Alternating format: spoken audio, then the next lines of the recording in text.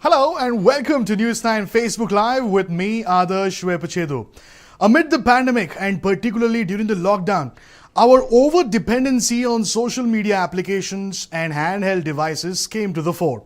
While it may sound fair that since we are not able to meet our friends, we can stay in touch with them via social media apps, but as they say, there should be a limit to everything. And once you cross that all-important limit, bad things could happen to you.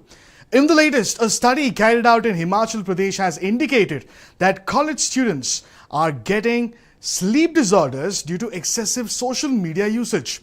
Now, this study also found that heavy social media use affects the sleep of 1 in every 3 students as they stay awake during the night. So how can we reverse this growing negative trend? How can we ensure that this dependency or over-dependency on social media apps reduces? And could excessive social media use be one of the symptoms of depression itself?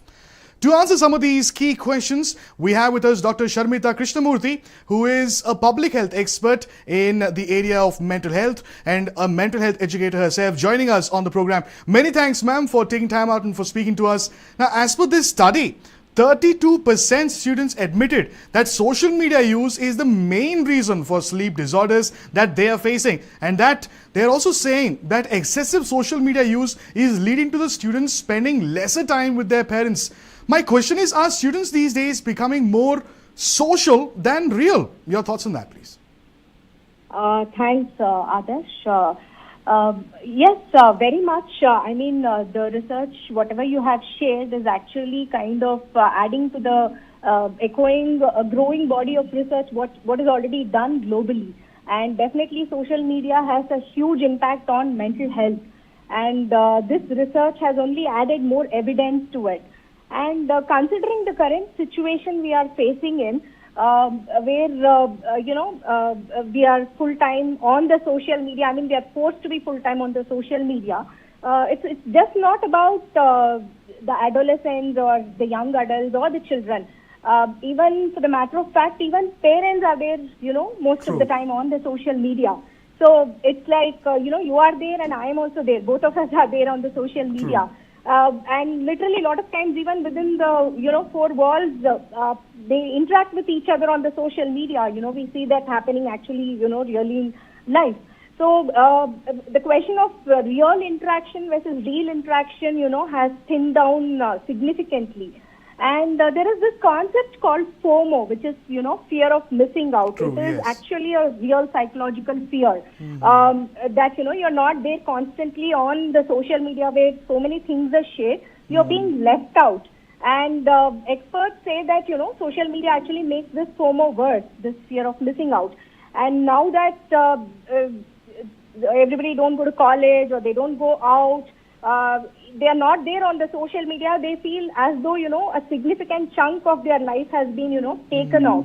And you have to know what is the latest trend, what is going on, what challenge is going on. And, if you are not in trend, it kind of affects your sense of worth. Okay. So you have to keep on constantly refreshing your feed, so that you're up to date with what everyone else is up to.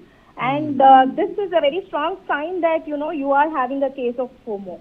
Okay. So this is all contributing, to, whatever you expect. So Dr. Sharmita, it's almost very clear that fear of missing out is a real thing. Coming back to this very study that we're talking about, more than 27% of participants admitted that they've become addicted to some or the other social media site. But more than that, what's really worrisome is the fact that 10% of them feel depressed and around 2.5% say that they get suicidal thoughts. There certainly seems to be an emotional toll that students are facing that can be connected to excessive social media use. Could you please piece the two together, that is? Adarsh, a lot of these studies, they kind of do definitely assess the, addiction component of it. But here what is very important is also to look into what kind of scientific scales they have used to assess the levels of addiction. So when you say social media addiction, a lot of people, especially, the lay people, they get confused with technology overuse and technology addiction. Okay. So with whatever the limited statistics you have shared, definitely it is something which is worrying. But again, to kind of understand it more specifically, So if it is an addiction, so typically the components of addiction which go in is people, there is definitely an increased use.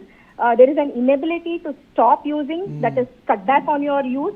And then as with any other addictions, you have strong withdrawal symptoms, you feel restless, moody, depressed, irritable. You also kind of, when you try to attempt to stop or cut down on these use, you have the strong withdrawal symptoms. And there is a lost sense of time which is there. So you actually end up doom scrolling, you are there surfing, doom surfing, and you just don't know how much of time has gone by.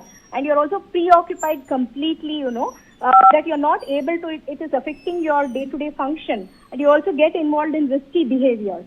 Okay. And you also kind of use it as an escape mode, to avoid problems or escapism, kind of a thing. So these are some things which are definitely one has to look into for the addiction component of social media.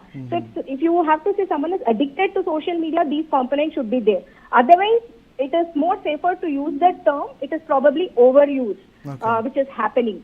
And definitely the overuse can, in the long run, slowly kind of convert into an addiction. And it definitely has a huge impact, on your mental health, sleep and other conditions also. Okay. Dr. Sharmita, delving a little deeper into this subject, I would like to speak about another Chinese study that is indicating that excessive social media usage could itself be a sign of some kind of depression. And the two seem to be interlinked in more ways than one. Your thoughts on that, please? See, again, it's a kind of vicious cycle, like, so you have social media overuse. You obviously, end up using it so much that, it starts affecting your other functionalities in life. So you also kind of, even research studies have linked social media use and all this to obesity also. Correct. Because you kind of sit in front of... Couch potato syndrome, if I were to call it that. Yeah, couch, absolutely. So as you would sit in front of, TV or other mediums, so even with social media, so you are just not being mindful about what you're eating, how much you're eating. So you end up eating more. You can you tend to put on weight, and you also tend to have a sugar overload. You don't have a control on the kind of sugars you are, taking in. So what happens, your sleep gets affected. So then when your sleep is affected, then subsequently it's next a vicious cycle. A bunch of things begin. The moment your sleep is affected, there's so many other reactions. Absolutely. Irritability, and, you are kind of, it's difficult to get your anger in control. So a lot of things happen, and all this again, like, it takes a toll, and it invariably results in, some kind of depression, if we can say that? Depression, yeah. Okay. So, again, depression is a very clinical term. Yeah. So, one should be able to differentiate between the daily blues and the depression. It's not right to say, like, just on a daily basis, if I'm feeling down, I'm feeling depressed. That's a very wrong way of using that term. Yes. But yes, over a period of time, continuous blues, your continuous downs can invariably result in depression. And people should be very mindful of it, for sure. Yes. Dr. Sharmita, lastly, before we let you go, your word of advice, you're a expert in this field. So what would you like to say to parents who may be dealing with their children, excessively into mobile phones? And if students are really listening to you, what do you have to say to the students themselves who may not be able to really put down their phones? What would be your word of advice? I personally think social media is an excellent medium to connect with your loved ones. As with anything else, there are both plus and minus. It's at the end of the day, we have to create a balance, between using the social media and, creating a balance between real life and real life. Also being mindful of the people in front of you, taking time connecting with your loved ones, not just through technology, but also through face-to-face interactions, giving importance to them. And it really kind of helps us to be mindful of what is real and what is most important to us.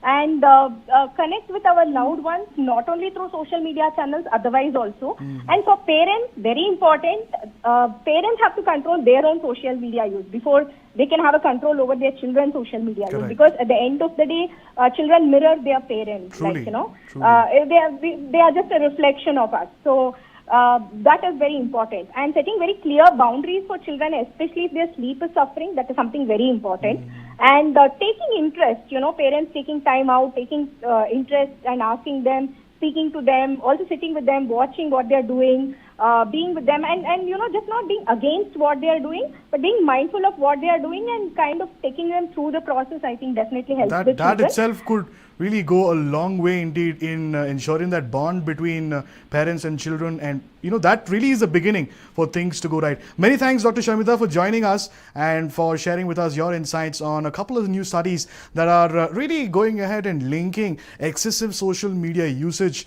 to the kind of mental related issues, right from depression to insomnia and bad food habits that really can cause owing to excessive social media usage. So as you heard from the expert, it's all in our hands. Parents need to ensure that they are keeping a close tab on how much of a usage that their children are doing when it comes to social media platforms, social media applications, and that really is the beginning. And as parents, yes, it's us who have to set the example for the children to really follow. If you've liked the information that we've shared with you, do not forget to like, share and subscribe to News9 on YouTube, Facebook, Instagram and Twitter. Many thanks for joining us.